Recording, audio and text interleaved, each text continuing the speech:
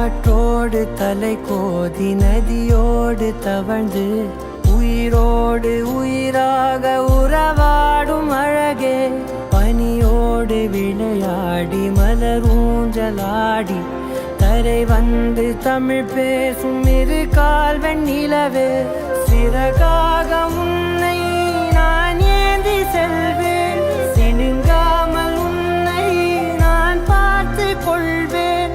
ஒரு கோடி இன்பங்கள் உன்னை பார்த்த நொடியில், நான் வாழும் நாள் மட்டும் நீ எந்த மடியில். உன்னை ஈன்ற பொழுதிங்கு கடவுள் தன் முகம் பார்த்த பொழுது உன் பாதம் தொழுது